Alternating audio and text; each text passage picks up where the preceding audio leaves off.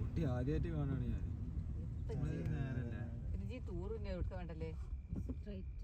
വയനാട് അങ്ങട്ടല്ല അവിടെ ഇവിടെ എത്തിയിട്ട് നമ്മളൊരു ചെക്ക് പോസ്റ്റ് ഉണ്ട് ഇവിടെ. അപ്പോൾ നമ്മൾ വഴി മാറിയെന്നൊരു സംശയം വന്നു. ഇല്ല, ഈ വഴി നേരിട്ട് തന്നെയാണ്. ഇവിടുന്ന് വീണ്ടും നമുക്ക് വനം തുടങ്ങുകയാണ്. ഇവിടെ ഫോറസ്റ്റ് കട്ട പോണത് കൊടുങ്ങല്ലൂര്, കൊളത്തൂര്, മെറ്റൂര്, ഭവാനി, സേലം, ധർമ്മപുരി കുറേയുണ്ട്. അവിടെ എന്തൊക്കെ കടുവത കടുവ കണ്ട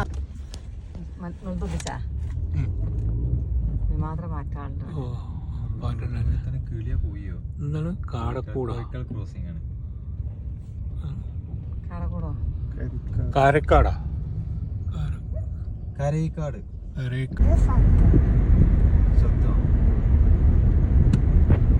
തമിഴ്നാട്ടിലേക്ക് നമ്മൾ കടന്നു. നേരത്തെ നമ്മൾ കണ്ട ചെക്ക് പോസ്റ്റ് തമിഴ്നാട്ടിലെ ചെക്ക് പോസ്റ്റാണ്. അപ്പോൾ കരയിക്കാട് എന്ന് പറയുന്ന സ്ഥലത്താണ് നമ്മൾ തമിഴ്നാട്ടിലേക്ക് കാൽവെപ്പ് തുടങ്ങിയിട്ടുള്ളത്. ഇനി നമുക്ക് പ്രഭാതം പൊട്ടിവിടരുന്നുണ്ട്, അതിൻ്റെ കാഴ്ചയാണ് കാണുന്നത്. രാത്രി അവസാനിച്ചു.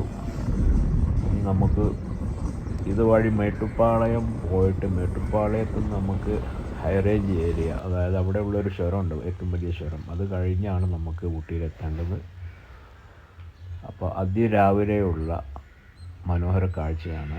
ഇവിടെയൊക്കെ കൃഷിയിടങ്ങളാണ്. കൃഷിയും പല വിധത്തിലുള്ള കൃഷികളുണ്ട്. തെങ്ങ് മുതൽച്ചിട്ട് കരിമ്പ്, അതുപോലെ തന്നെ ചോളം, അതുപോലെ തന്നെ വാഴ, അങ്ങനെ നമുക്കറിയാത്ത ഒരുപാട് ഐറ്റംസ് ഈ റോഡിൻ്റെ ഇരുവശത്തും ഉണ്ട്. പക്ഷെ അതിന് പറ്റിയ സ്ഥലങ്ങളാണ്, നല്ല ഒഴിഞ്ഞ കാലിപ്പറമ്പ്. ഇതൊക്കെ വാഴ കൃഷികളാണ്. ഇടയ്ക്കിടെ തെങ്ങുണ്ട് അതിന് ഇടയ്ക്ക്. പിന്നെ ഇതൊരു ചെറിയ പട്ടണമാണ്. ഇവിടെ ഒന്നും അതിരാവിലെ ആയത് കണ്ട് ഒന്നും തുറന്നിട്ടില്ല. അങ്ങിങ്ങ് ചില ആളുകളെ കാണാം. യാത്ര നമുക്ക് തുടരാം. നമുക്ക് ഏകദേശം ഒരു പകൽ സമയത്ത് നമുക്ക് അതിന് നമ്മൾ രാത്രി പുറപ്പെട്ടു. പകൽ സമയത്ത് നമുക്കൊരു ഊട്ടിയിലെത്തിച്ചേരണം. അവിടെ ഒരു ദിവസം തങ്ങിയിട്ട് നമുക്ക് പിന്നെ യാത്ര അടുത്ത ദിവസമാണ്. അപ്പോൾ നമുക്ക് യാത്ര തുടരാം.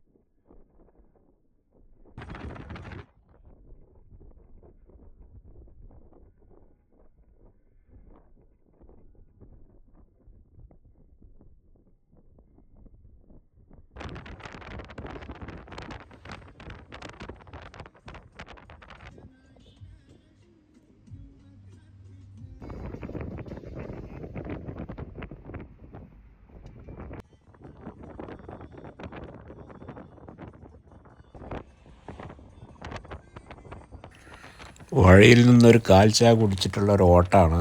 അപ്പോൾ നമുക്ക് രാത്രി ആയതുകൊണ്ട് തന്നെ കാര്യമായിട്ടൊന്നും കിട്ടൂല. ഇപ്പോൾ രാവിലെ ഇവിടെയൊക്കെ കട തുറന്നു വരുന്നേ ഉള്ളൂ. ഈ റൂട്ടിൽ എവിടെയെങ്കിലും കട ഉണ്ടെങ്കിൽ നമുക്ക് ചായ കുടിക്കാം.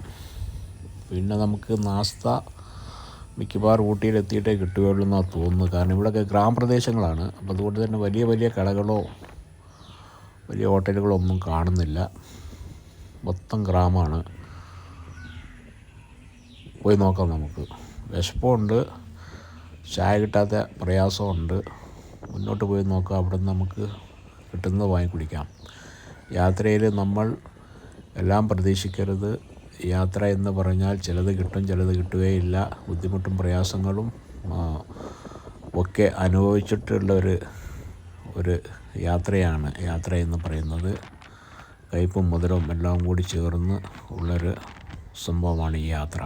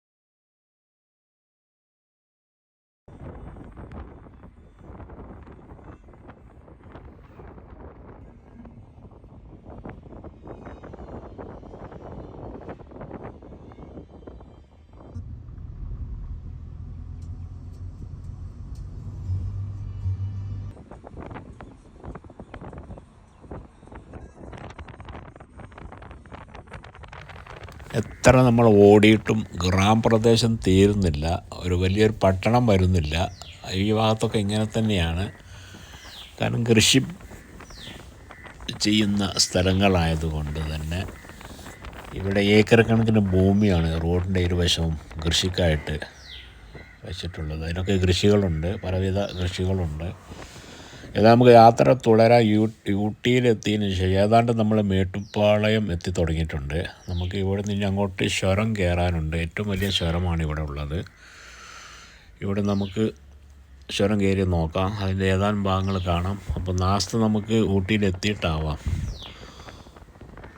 ഇവിടെ നല്ലൊരു കവുങ്ങിൻ തോട്ടങ്ങളുണ്ട്, കഴുങ്ങിൻ തോട്ടം, അതുപോലെ തന്നെ കുറച്ച് പച്ചപ്പുള്ളൊരു സ്ഥലമാണ്. ഇത് കഴിഞ്ഞാൽ നമുക്ക് അടുത്ത് കിട്ടുന്നതാണ് ഹൈ റേഞ്ച്.